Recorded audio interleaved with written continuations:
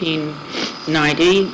I'm Mary Allison. I'll be interviewing Florence Katzenstein of, what's your current address? Upper Nyack. Upper Nyack, New York, formerly of Hastings. You lived at? I lived at 9 Harvard Lane. 9 Harvard for Lane. 28 years. Oh. Now, mostly what I'm interested in knowing about is the early days of the Historical Society. Okay. I know you were very instrumental in getting it organized and started.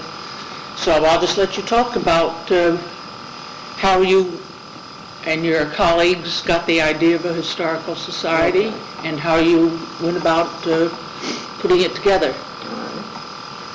Probably the reason it started was because I had no car. I had 2 young children and no money, so I walked. I walked everywhere. And one of the places I walked to was a building on Broadway, just as you're entering Hastings from Yonkers, slightly south of the Julia Dykeman Andrews home, is the oldest, probably the oldest building in Hastings. The door was locked. It was an abandoned building, but the windows were open, could easily be opened. And I had my 2 little children, and I poked around. It was obviously an old building. And one day the window was open. So I just put my leg over the windowsill, and I pushed my children and walked around and went down into the basement, and I saw that a tree trunk was holding up the first floor, and that the plaster between the rocks was seashells and horsehair. So I thought, wow, this is really interesting. Now, I'd never studied architecture, or I'd just always been interested in history, and I thought this was very interesting.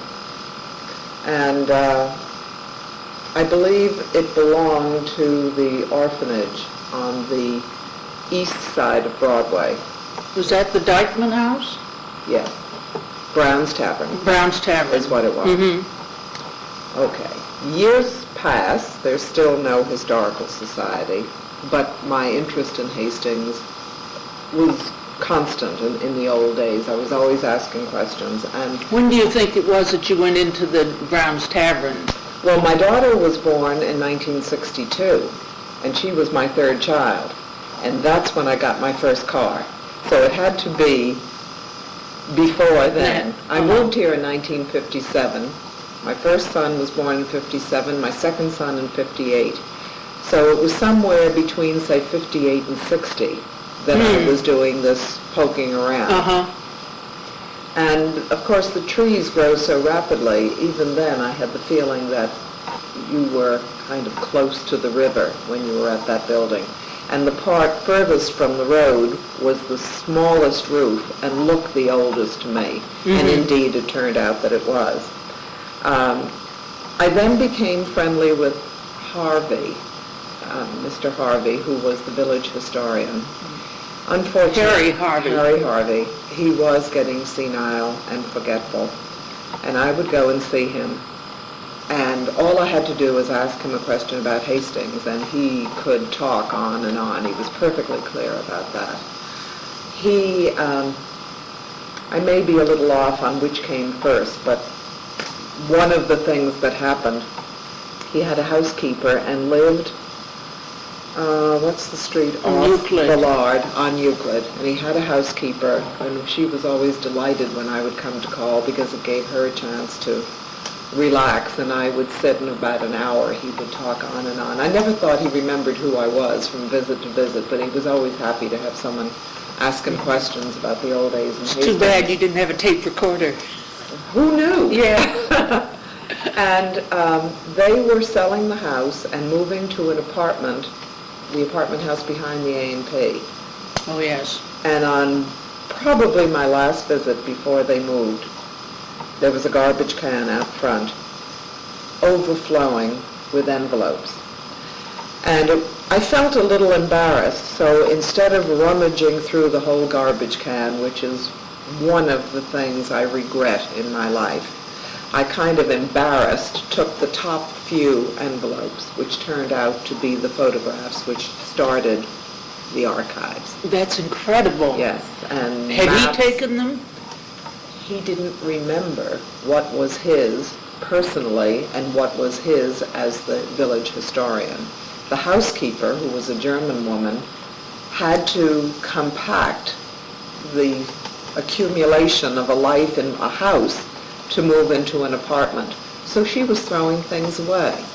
I visited him one more time in the apartment house, and in the hall I recall that there was a small etching, I'll say, of a young George Washington, I believe on a horse, not one I had ever seen before. And I expressed an interest in it, and he said, take it off the wall. And I took it off the wall to look at it more carefully. And when I turned it over, it said, given to the village of Hastings, I think, by the Women's Club or something like that. The Garden Club, the Women's Club, some organization. Something. Mm-hmm. And I thought, now here, he thinks it's his. It clearly was given to the village. It may have had some value. He died after that, and who knows what happened to that little drawing, but these are the things that got away. I'm happy about what I took out of the garbage can, but I will really never forgive myself for not taking everything. But a shame. We have some of his notes. Was that something you recovered? Possibly. They're notes on 5x7 cards. It's too long now. I really don't remember. The photographs I particularly remember. We have quite a stack of the cards. It could be, because I got several envelopes, either envelopes or manila folders. I don't recall anymore. But because he was quite a good historian. Yes. I have looked over his material, and it's very meticulous. And he did a lot of research on the Battle of Edgar's Lane. That's right. And one of the reasons there is a historical society is because somewhere along the line, I'm skipping back and forth. Mm-hmm. You're going to have to figure out what the order is. But because of his senility, when I was later asked to be the village historian by Mayor Wagner, I said, that's not a good idea, because look what happened to Harry Harvey. You should have a historical society so that people are always keeping track of other people. I said, because he didn't remember what belonged to him personally and what he was caretaker of. And much of it was thrown away, which was a tragedy. But anyhow, back to Brown's Tavern. One day I was taking a walk with Debbie Gaines, and I showed her Brown's Tavern. And I said, I think this is one of the oldest buildings in Hastings, and I'm really disturbed because I understand that Mrs. Benedict, Hastings' fairy godmother, who gave the St. Andrew's Hospital and the ambulance and the library, and she was definitely our fairy godmother. There was a rumor that she had given a big piece of land to several churches in Yonkers, and that they were going to be building a church right near where this building was. And I said to Debbie, I'm afraid that they're going to knock this building down, because it was still empty. And Debbie said, why don't you go knock on Mrs. Benedict's door? Because we were right near the Andrus home at this point. And I'd heard she hadn't been well. And I thought, she doesn't know me. How do I go and just bang on her door? And so I didn't do it. But then there was a board meeting. And at the end of the village board meeting, he took questions or comments from the audience. And I waited till the end, and he recognized me, and I said, I'm concerned that this building will be torn down. And he said, well, what's your background?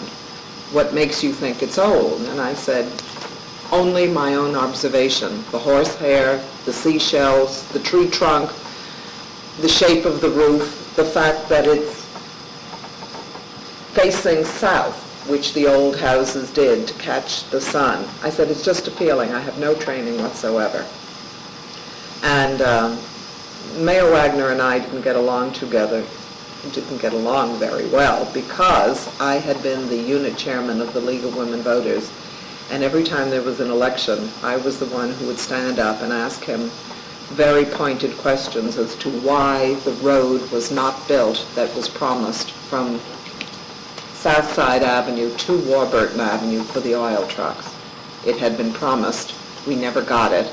And I was the one who always stood up and said, Mayor Wagner, why have we not gotten this road? So he would glare at me, and he really didn't like me very much. So here I am now at a village board meeting, and I didn't think too much of him, I must say, but he surprised me. He called Chief Hecht of the police department, and Is that H-E-C-K? H-E-C-H-T, I think. H-E-C-H-T, I think. He was the police chief in the early 60s, I'd say. And he said to him, if there's... at first he asked the village secretary, had anyone applied for a demolition permit? And she said no. And I said, that doesn't mean a thing, because they've got bulldozers, and it'll take 5 minutes to knock that building down, and then they'll say, whoops, we're sorry, we didn't know we needed a permit. And it was at this point that the mayor said to Chief Hecht, you make sure that every night when the police cars patrol, that they keep track, and if there's any sign of any bulldozer or anything like that being brought in, I want to be notified right away. He really moved on this, I must say. I was very impressed because of my kind of bad relationship before that. But he then got a hold of a man, and I cannot remember his name, but he was very tall, very handsome, and aristocratic looking, and he was a historical architect. Oh, Don Holding. I know who the man you mean. I Well, can't think of his it could last be. name. He lives in Bronxville. Well, he'd be getting along. He's Yes, he quite is. old by now. He is. Because he was elderly then. But he's got white hair. Yes, Yeah. very distinguished, Yes. very tall and slender. As a matter of fact, he was our consultant when we rehabbed this college. Oh, really? Yes. Well, he went with Mayor Wagner to look at the building, Oh. and he confirmed that my suspicion was correct, that it was a colonial building, probably one of the oldest in Hastings, probably one of the oldest in Westchester. In any case, he saved it. I don't know if I'm being egocentric, but when the church was built, and I think just about everybody in Hastings, if not everyone in Hastings, certainly everyone near the church, and my house was near the church, was invited to the opening. I was not invited, and I felt that that was because they were very distressed that the building, they did want to knock it down, They did. and that was going to be the parking lot, and instead they had to excavate to the rear of the church for the extra parking. So I think I was not very popular with the church people, and I considered that one of my crowning moments. Okay, I'm just keeping track of the time now, because I'll have to turn this tape. Well, that's incredible. Well, now, who does it belong to now? The Julia Dykeman Andrus home. Well, that's what I thought. Yeah, but instead of tearing it down, or Mrs. Benedict and the Serdna Foundation was involved with all of this land and the orphanage, and she did die not too long after that, but they then refurbished it, and it became the one of the people who worked there lived in it. Well, that's what I understood. Yeah. Now, they did some terrible things, because we had a house tour early on of the Historical Society, and they removed the bubble glass windows and put new glass in. They removed the wrought iron hinges and put in Sears Roebuck brass. I walked around and I found the only original bit of wrought iron was in the doorway leading to the attic, which was not the oldest part of the house. They closed up the old beehive fireplace. It's still there, but it's closed up. They covered the wide plank floors with cheap indoor-outdoor carpeting. It's still there. That's not a tragedy. Yeah. The bubble glass is gone and the hinges Yes, are gone. that's a shame. But the building is still there, and I know I saved that building. So Well, that's wonderful. I know that I went up to the, what's the place up in Cold Spring? Oh, Boscobel. Yeah, which was Dykeman. And, Yeah, Scott Stikeman. yes, we had a very good dosette the time I went through, and afterwards, we were having some lemonade or something outside, and I told her about this Dykeman. I said, you know that Hastings has a Dykeman house. Well, she was very familiar. She knew about it. Well, what happened after that was that the mayor called me and asked me if I would become the village historian, because by then I think Harry Harvey probably had already died or else was clearly incapacitated. And that's when I said, it's not a good idea. You should have a Hastings Historical Society. I then forgot about it. And then one night he called me up and he said he was calling a meeting, and I believe it was Mary Draper, Debbie Gaines, Bill Ewing, and Gordon Smith, and Jerry Finkelstein, and me. Do you remember when that was? We probably would have been 68 or 69, something like that. Again, I'm guessing. But we met in the room behind the where the village board meetings were. What used to be the old library and then became the courtroom. There's a room behind it, and that's where we met. And we decided we would have a historical society, and I think Jerry Finkelstein was the first president. That's right. And he had been very active. Of course, he lived in Hastings all his life. I'd only moved here in 1957. But for the Hastings Centennial, or for some reason, he was active on a tour of Hastings and getting together documents. And it was written up very badly. I remember he was very upset that the book that was written for this historic event, let's say it was the Hastings Centennial. I know what it was. No, it wasn't the Centennial, but I know what you mean. We've got several copies of that book. It turned out very badly, and everyone was very unhappy about it. There were lots of errors. Yeah. Yes, we've got some marked up copies. So he was the one who really, once Mr. Harvey was gone, who really knew the history of Hastings. I only knew what I could see because I didn't have a car and walk. That's amusing. Yeah. Yeah, so he was, I think the Chamber of Commerce put out that booklet. That sounds right. I can look it up when we're through. And so, did you keep the pictures? Because I recognize many of the photographs in that book. There are things we now have in our files. Whatever pictures that were in that booklet, Jerry had. The pictures that I took out of the garbage can, I gave to the Historical Society. That was the beginning of the archives, and I think Jerry's contributions and mine started the archives. And then people began to contribute things. And you've now got this wonderful building. Well, it must have taken several years to get it organized because the official date of incorporation, I believe, is April 1971. Yes. Well, April 23, that's when it was incorporated by the Board of Regents. Well, the article that I brought here, Hastings Historical Society seeks old photos and documents, is dated November 4th, 1970. So this was early on. Jerry was the president, I was the vice president, Kay Skibitsky, recording secretary, Grace LaFay, corresponding secretary, Gordon Smith, treasurer, Debbie Gaines, Louise Leaf, Jane Pingree, and William Ewan were trustees.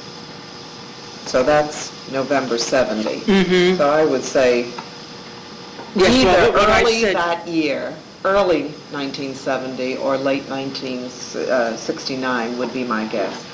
Okay, well now I have, this is from the folder on the founding of this Historical Society. I have that you had the first early discussion October 23rd, 1969. That fits right in. Yeah, well, this is all agreeing with what I have, and that you had the first open meeting was on October 20th, 1970. But then you went in, the incorporation was in April of 71. And Well, so you... we were given the courtroom in the back, where we spent many hours getting our archives together, and we had the closet. And we were thrilled to have a closet, but then we began to worry about a fire and the fact that we were under the roof and that it was getting hot in the summer and cold in the winter. Yes. And when we started, we really didn't know very much about how to protect things, but we knew we better get help fast. And I think we've gotten it. You've done wonderful things. Well, now, did you, you appealed to the newspaper? Yes. And did people respond? Yes, they did. A lot of people, their parents were dying and they were having to break up their old family home. And it was a place to get rid of things instead of taking it to the Salvation Army or having a garage sale. So people were delighted to have old documents and things that they're... If your parent kept it, you feel they must have treasured it for some reason. And so there's that guilt. Well, how can I throw it away if Mama liked it? And so very often the things that were brought really weren't suitable at the beginning. And I can't even recall what our policy was.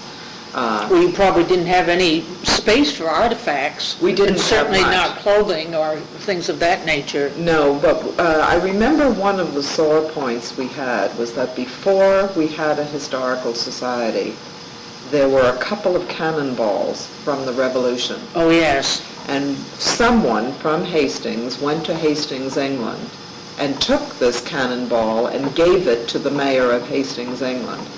And we thought, hey, that belongs to us. They shot it at us. Why should we give it back to them? Well, we've got one upstairs. You do have one. Yes, it That's came good. from Shaw's, it was in the Shaw property. Oh. It had been fired on their lawn. Oh, that's wonderful. And back, and so we have got one cannonball. I'm glad to hear that. It's when the Cub Scouts come down, that's one thing. Oh, We I'm always sure show they'd them. love to see Yeah, it. they'd like to see that cannonball. Now, I have notes here. A dear friend of my husband's was Clarence Parker, who gleefully described himself as Hastings' bad boy. He's of the Lafergie family, the C's. Grace LaFay was a distant cousin, though he said she'll never admit that we're related because I was really a bad boy. And I was friendly with Grace, and I mentioned it, and she kind of sniffed and said, oh, him. But he shared a passion for antique cars with my husband and never had children, so he kind of treated my husband like a son and loved to tell stories, and I loved to hear them.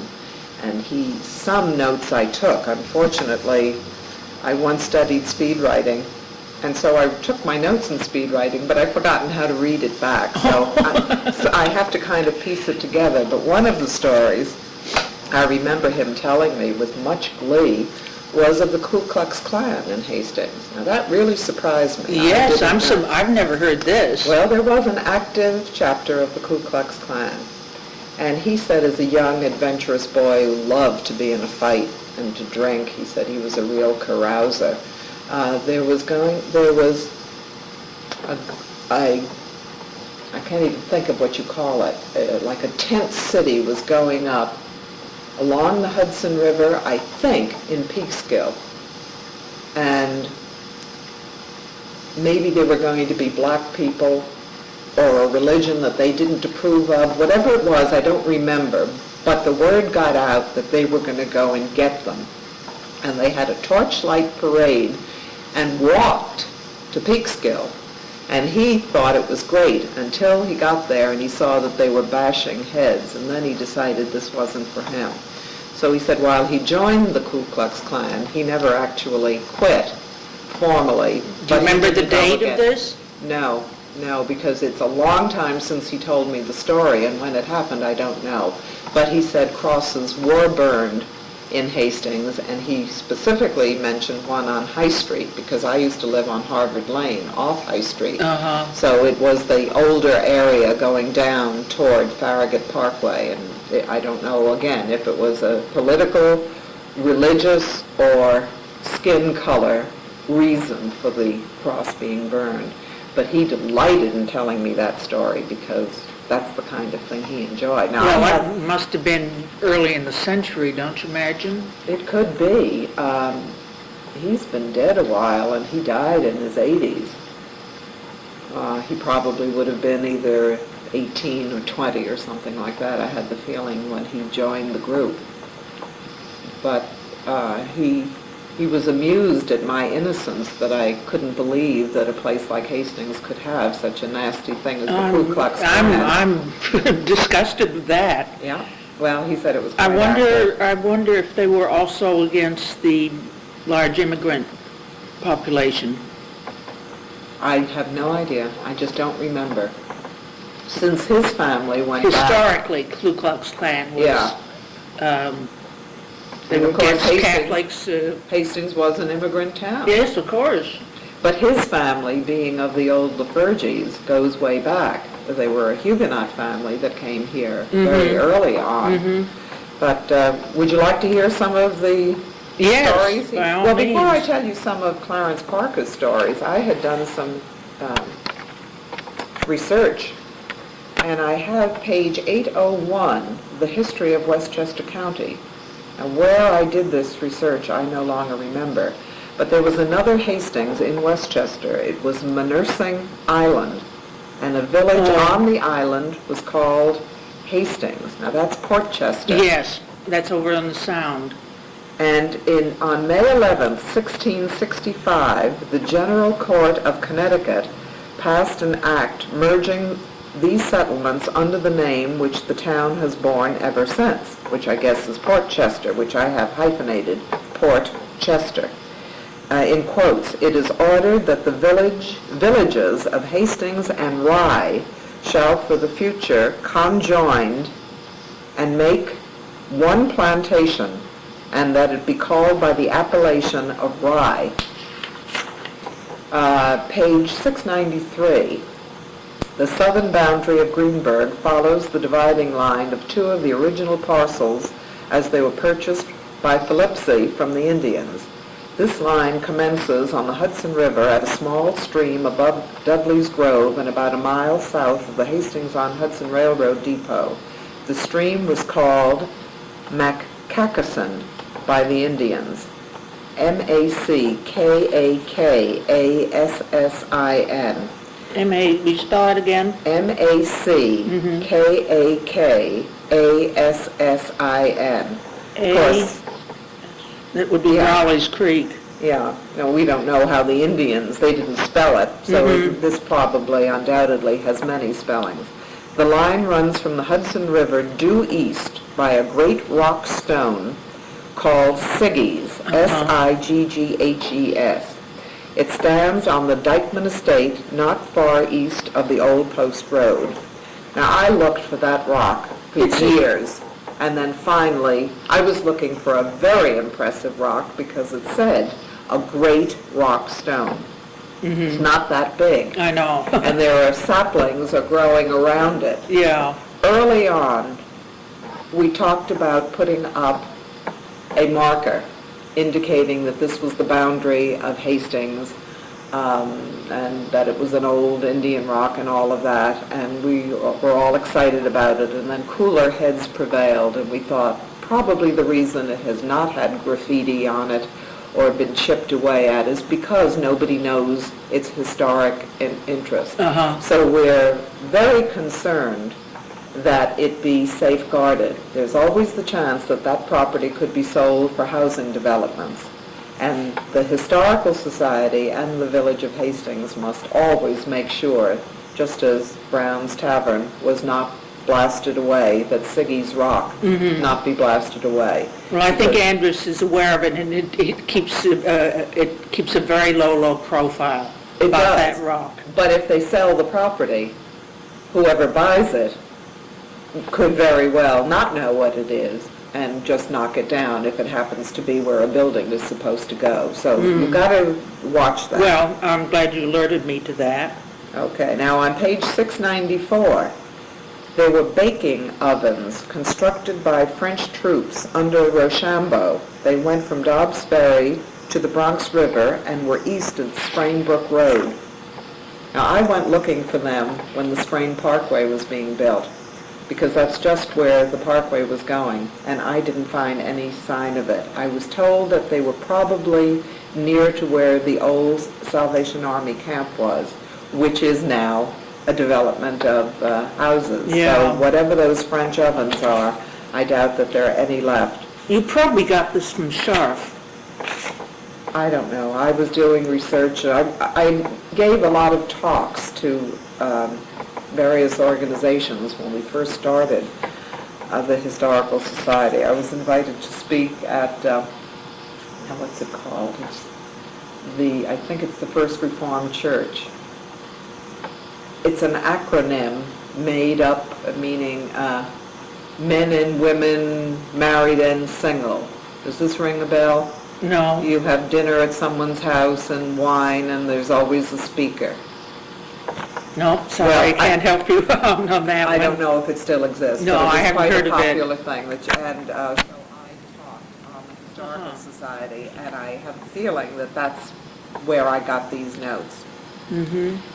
Then the fact that Broadway became, that what is now Broadway was originally an Indian trail, and trappers used it, and it led to Albany. It later became the Albany Post Road, and it was, it says changed 3 times.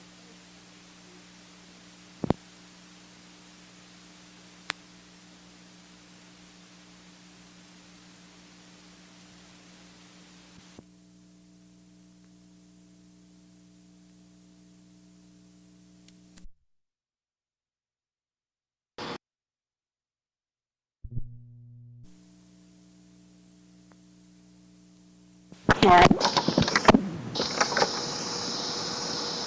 So you were talking about the Albany Post Road. Yes, and that the first one was built in 1709.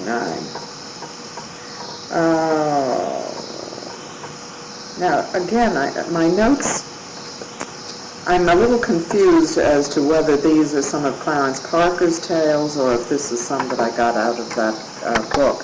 But I have that at the rear of Sherwood Hall, which I believe is Yonkers. Yes, it is. It's on Tuckahoe Road. Okay, a man named Stolting, Stolting, slept in his own coffin. Oh, I know all about this. Okay, Washington Irving based Rip Van Winkle on him. Yes, there's a lot of misinformation about that man. Hastings was the first village outside of New York City and was the first stop on the, what do you call it? The stagecoach? The stagecoach. There was a blacksmith shop that is on the aqueduct. That's where the gas station is now. Right.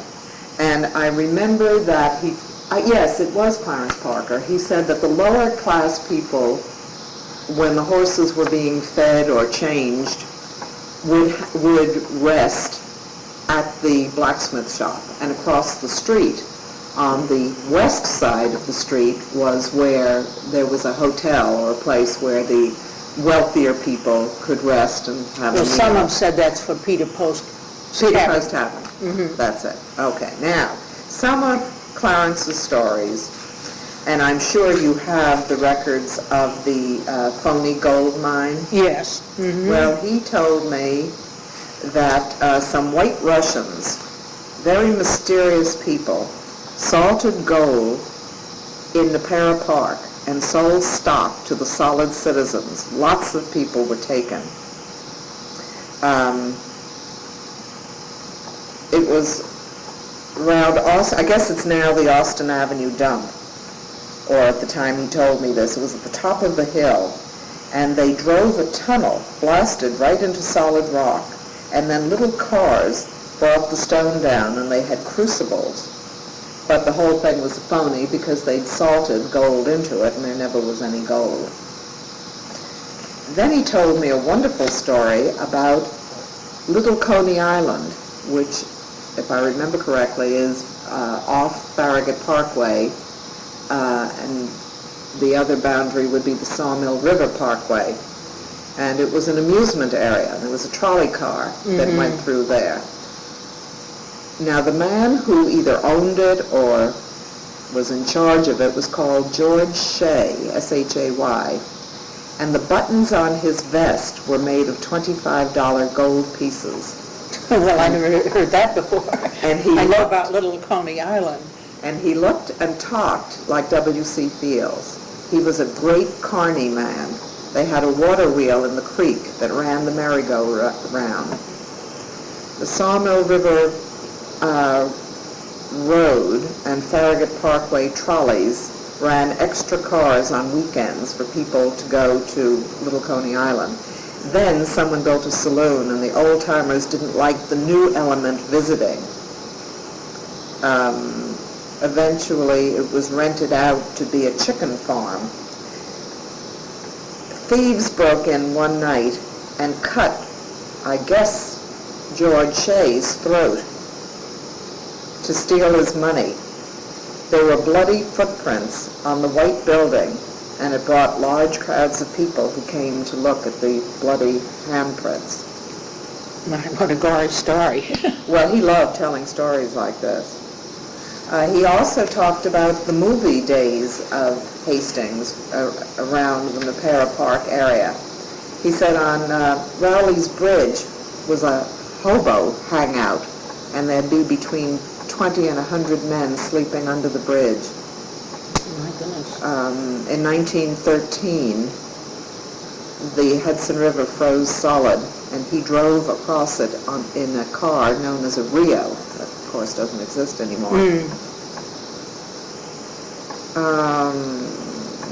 Once, a man named either Henry or Harry Davis took Clarence Parker to Nyack on a bridge, on the ice. I guess it's on the Rio. And as they were coming back, the tide changed and the ice sank. The ice broke up, and the car sank into the river, and they had to wade into shore.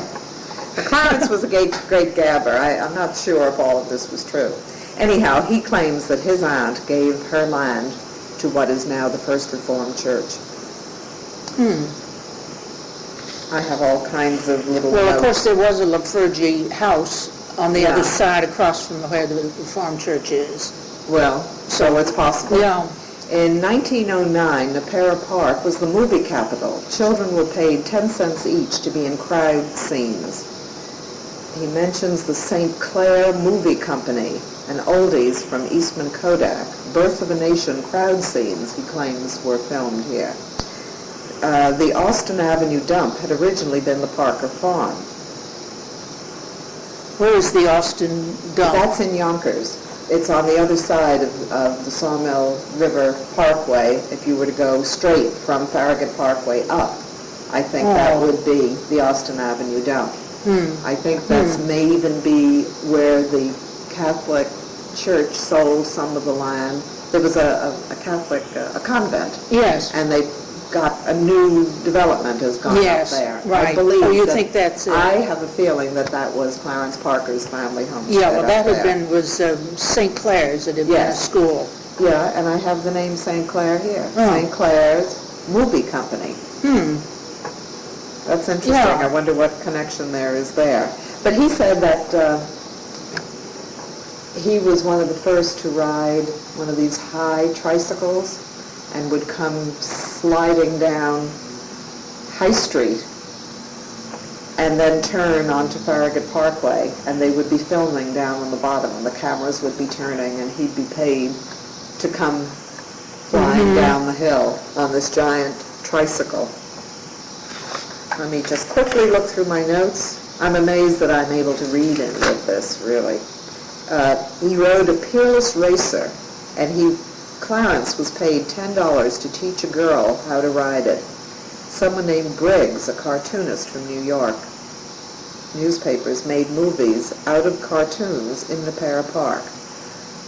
Gus, either Kauze or Kanze, paid $10, was offered $10 and got $25 to ride a high-wheeler bike and somersaulted it into the Sawmill River stream. He was a good swimmer. So I guess it wasn't Clarence, but someone named Gus Kanze or Kauze. Uh-huh. And I think, well, I just have Clarence Parker was related to Jenny Parker C, S-E-E, 1869. Now, I don't know if that's when she was born or died. I know we've got a genealogy. Okay, In and here I an Ellen recognize that Lafergie name. and a Benjamin C. The first Adrian Lafergie was a French Huguenot. And something here called the Ishman estate and Dingledine. Does that mean anything to you? Adrian Lafergie does. He was one of the 4 original tenant farmers after the Commission of Forfeiture. Right. But Dingledine was something, and the Ishman, it looks like I-S-H-M-A-N estate. I don't know what that is. I don't know. I don't know about either of those. But Adrian Lafergie I recognize. And he says that the old powder house blew up. It was near Cooper's farm. Every house for 1.5 miles lost its windows.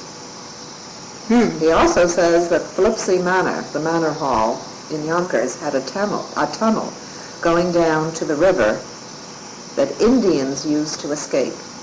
This sounds a little peculiar to me. Yeah. And A those lot of that miners- is, Yeah. it's apocryphal. It makes a good story. Yes. Well, if some of it sounds plausible, then maybe all of it was. Yeah.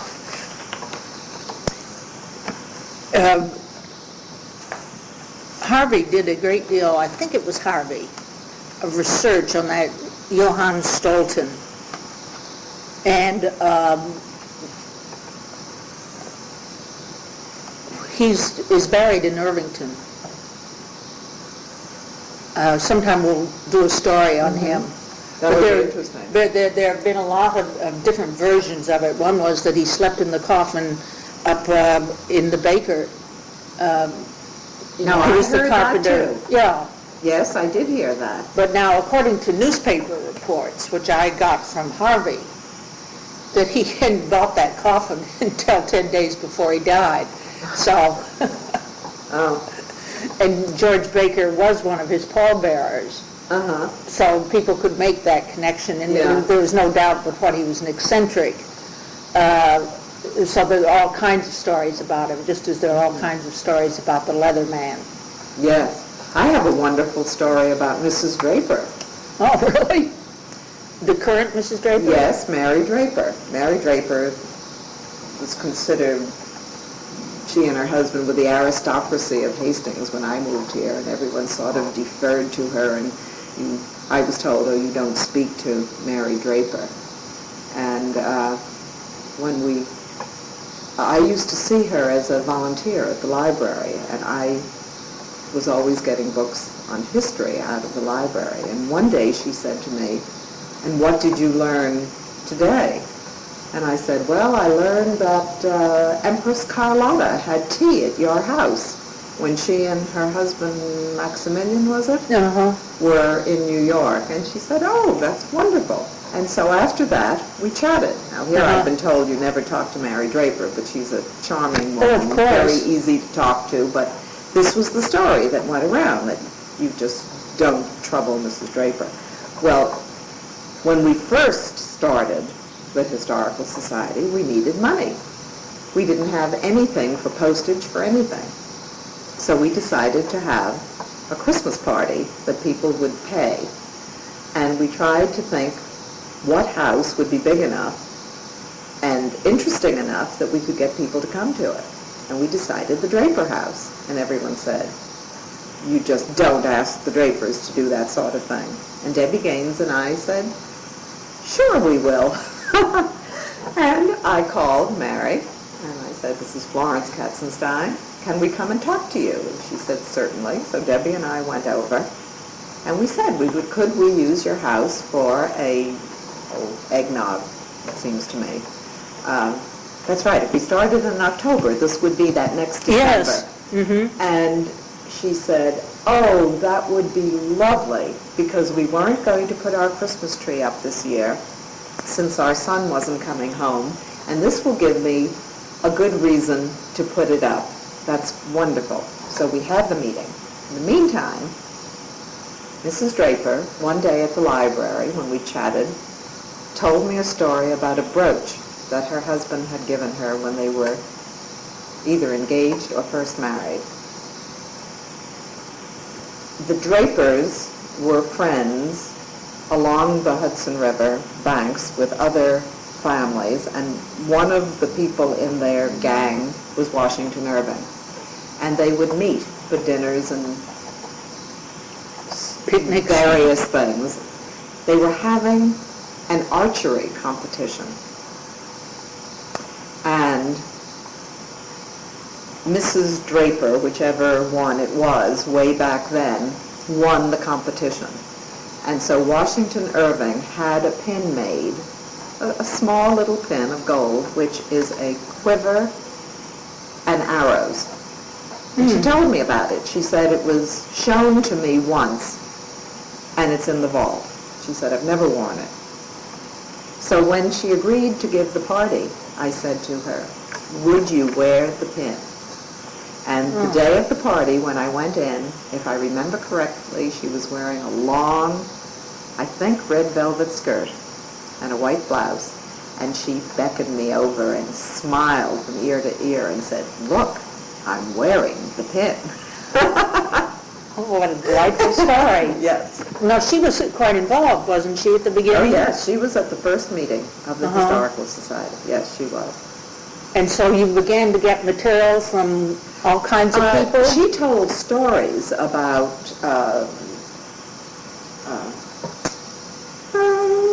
across the street, the witch, good witch, Billy Burke. It's a good thing you're getting these, my reminiscences now. I may not remember much longer, but she told stories about the Burkes, and I remember that you should take her because she'd be wonderful to do. Sometime. So. She's been down here quite recently. Yeah. And brought us some pictures, and she's going to put her family papers in order, so she wanted some direction. Yes, we were able to help her. Well, she moved here as a bride, and I think That's what she would be a wonderful person to get stories from, because she talked about Billy Burke and Flo Ziegfeld and how they didn't pay their bills and that sort of thing. But you'll have to get that from her. Well, you remember how you happened to, in the notes, it said that you were very lucky in that you got 4 important pieces of information. You got the notes from Harry Harvey, from Hanford Todd. Do you remember him? No. He was already gone. I moved here in 1957. I believe he was already gone. I would say you got that from Jerry Finkelstein. I see. And how did you know how you happened to get the Langmuir pictures? That's one of the jewels. Well, the school always had a copy of them, but who had the other set? There were 2 sets. There was one set in the library. And we have another set or copies? No, we have on permanent loan from the library, the set, because we could take better care of it than they could. Well, as far as I know, they had them. But about the photographs, do you remember how we happened to get all those photographs? The big or was ones, that later? No, all 1,000 negatives. No. You don't. That was later, I guess. Yes, I don't recall. And how about Jenny Pingree? Jenny Pingree was a history teacher, and she was dynamo in the early days of the Historical Society. I'm sort of an idea person, but undisciplined. She had the training and was disciplined. So we all made a good team. We all had something different to contribute. Debbie had pizzazz, Debbie Gaines, and she too, let's have a party. Yeah, well, she was artistic, too. Yeah, yes. Gordon Smith was very important in the early days. He had lived here and knew a lot. Bill Ewing, of course, knew so much about the river and had a wonderful collection of photographs of early Hudson River steamers, and I believe was the president of the Steamboat Society. He had been at one time, Yeah. yes. Yeah. So those were the early days, and then after I was president, I think it was Jerry, Gordon, Bill, then me, and then Marilyn Hirsch. I think that's how it went. And then after I think that... that's right, then Carolyn Wrightson. Right. And Sue Smith. Right. Marion Martin, now Barbara McManus. You know what I always thought the Historical Society should have done, and every historical society should have a photograph of its board so that you can see how people's clothing changes, how hairstyles change. So it's not just a name, but a photograph. And people don't do No, that. I know we don't. I'll bring it up. I think you're right, we should. Yeah. I mean, because 50 years from now, our clothes will look very quaint to them. Uh-huh. And we will have become history. Well, you're absolutely right. We should do that. We have been taking photographs of new trustees. They're just mugshots usually. Well, I think Gordon's still alive. It would be nice to get a picture of him. Bill is alive. Yes. I think we all are from the very beginning. So maybe... How about Art Kling? Art Kling was never He wasn't, president. No, but was he involved early on? No. George Baronian became treasurer and was an important part of the Historical Society. Art Kling, yeah, his name is familiar and I know who he is. He put together the then and now slideshow. Oh, okay, that's what he did. Yeah, but at the very beginning, he wasn't in. He wasn't involved. Not the very beginning. Uh-huh. Well, now, what kind of meetings did you have? What were your activities then as compared with what they are today? Well, I don't know what they are today. We did a lot of talking and stumbling around, really. We felt a great need to preserve things. We were of the throw-it-away generation. My mother-in-law has an immaculate attic. She threw away everything, which my husband very much regrets. And because of that, I became very conscious of how people are throwing things away, particularly with the episode with Harry Harvey, that he was throwing away these priceless photographs. So that was really our first focus. I don't think we really knew what we wanted to wind up doing. We just wanted to be a repository of documents. So that And people- photographs. Yes, and we definitely succeeded in that.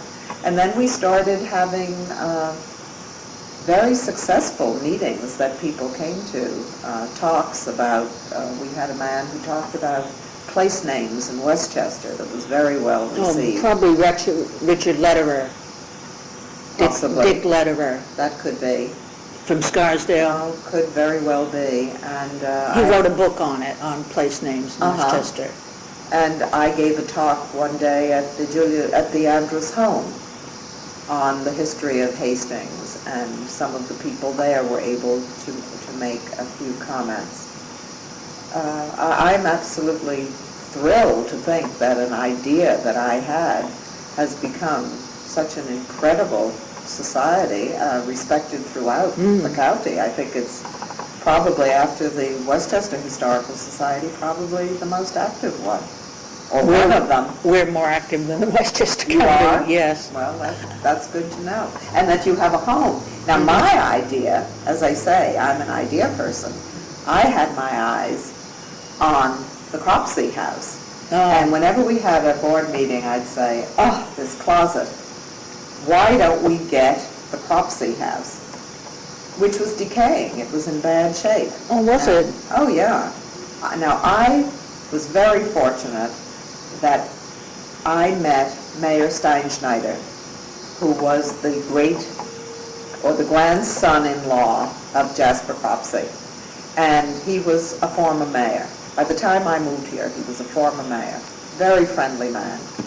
And I was always talking about the history of Hastings, and we chatted, and he said, would you like to see the Cropsey house? I said, I'd love to. And we went in, and it had this kind of dusty smell to it, but he showed me the pulleys that opened up the windows, and marvelous, quick sketches, I think in oil, but sketches of Civil War battles. No, they're pencil, they're pencil. Are they pencil? Yeah. But I remember red flames of a campfire, and I was very impressed with those. And I'd studied art history in college, and I certainly knew about the Hudson River artists, and I'd heard the name Jasper Cropsey, but I didn't know that much about him. So seeing the house and being taken through it by Mr. Steinschneider was a real thrill. Sure. And the house, I don't know how much longer he lived after that meeting. I think he had already died by the time we formed the Historical Society, but I kept saying, that house we should have for the Historical Society. Well, we don't have it, but we've got the cottage next door. Yeah. And I kind of have a feeling that it was fixed up and returned to its good condition because the great-granddaughters, Mrs. Newington and Mrs. Ellsworth, maybe felt comfortable knowing that it would be appreciated because we had a historical society and people in the community that were so interested in the history. And if that's true, then maybe that's why the new museum is being built down in the ravine. Oh, yes, I think it all fits together Yeah. very nicely. Yeah. I'm sure that I met Mr. Hadley, who's the director down there, and he brought up the poster, as a matter of fact, for us. So I showed him through the cottage and told him what we'd done, and I think he was quite impressed for Well, the I really amateurs. do wonder if Mrs. Ellsworth and Mrs. Newington would have committed so much money and time and energy to the old building if the Historical Society didn't exist, that the seeds. Well, of course, were they have here. a very strong feeling about the place because they grew up here. But I think it's very wonderful to have this complex right here in the center of the village. It's going to do a lot for it, I think.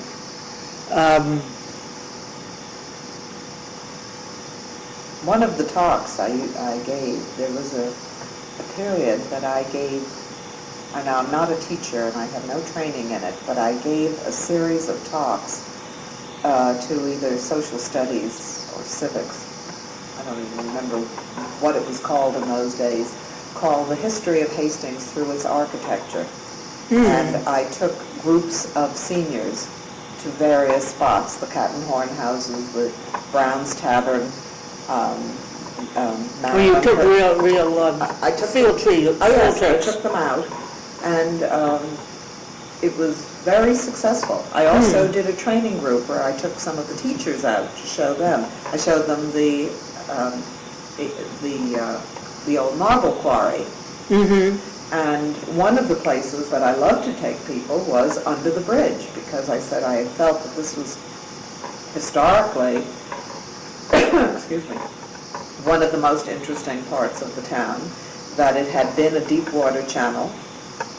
The rumor was, and probably a good rumor, that Lord Cornwallis brought, the number 6,000 is popping into my head, I've heard this too. that they rode across from New Jersey and marched from Hastings across to North White Plains, where they engaged in the Battle of White Plains, which, as we know, was a crucial battle in the Revolution. Now, the Bronx claims the landing there, and some other village north of us claims the landing was there. I think it was Hastings, because we were the neutral ground. It was a very dangerous place to be. There weren't many people here. It was just a few farms. And 6,000 people might have landed here under the cover of night and not been seen. The Bronx was more developed even at that point. Yes. And the other suggestion was Tarrytown, which I think was also more developed maybe than Hastings was. But since it was a deep water channel and goes up went up almost to the youth center, and then they just up the hill and across. So I always felt that that was a beautiful spot, and it made me ill to see the garbage carts and the poor duck with the broken wing and the piles of green glass, brown glass, all of that. So it's wonderful to see. Mrs. Newington told one of us that in the spring, 2 ducks were coming back, 2 white ducks. That's wonderful. Yeah, because I like that. Yeah, well, I'm absolutely thrilled with it, and I moved away just as all the exciting things were happening. Well, did you have, were your meetings open to the public? Well, we had regular working meetings, and then we did have meetings for the membership. Whether we invited the public to come or not, I don't recall. We probably did, because... Did you have them down in the municipal building? Or Yes. in the oil room? No, we met upstairs in the courthouse. Now, one of the things that happened with the Historical Society, and I really think it was a first, Hastings had neighborhood clubs. There was the South Side Club. There was the Women's Club. All different organizations, and they sort of had a class, and that's in quotes, that went with the club. And they did not mix the Democratic Society Club, the Republicans, though when I moved here it was strictly Republican. I mean, Democrats didn't have a chance in the early years. The Historical Society was the first organization that pulled people of every background. We've made a particular effort to do that. I mean, once I got involved here, I realized there was a dichotomy. Oh, it definitely, I think, started with the Historical Society. And I think the first article I wrote, as a matter of fact, was on the South Side Club. Because they used to talk about the people on the hill, and it was said in a certain way, meaning those snooty newcomers who are trying to spend money on Tennis courts. yes, and things like that. And so there definitely were different groups. Yes, I sensed that very soon after moving here. Well, since we talked about the Ku Klux Klan, should I mention anti-Semitism? Was there? Well, I suppose there was. Well, I was born in Westchester and lived in Mount Vernon until I moved to Hastings. And when we bought our house, I mentioned it to a cousin who lived right over the Hastings border that we were moving here. And she was horrified. She said, "You're not going to move to Hastings? Why, they're anti-Semitic." And I remember being kind of taken aback, and I said, well, I never lived obviously I'm Jewish if I'm mentioning this, I never lived ever in a Jewish neighborhood, so I didn't think that would make any difference. But when I moved here, I believe there were 30 Jewish families, many of whom chose not to acknowledge that they were Jewish, because it just was more comfortable not to be. The first outpouring of people was when Israel was attacked. I guess it was the 6-Day War, and I 47? No, that was when the nation was founded. Well, the 6-Day War happened right afterwards. Yeah, so it was 47 and 48. Well, whatever. And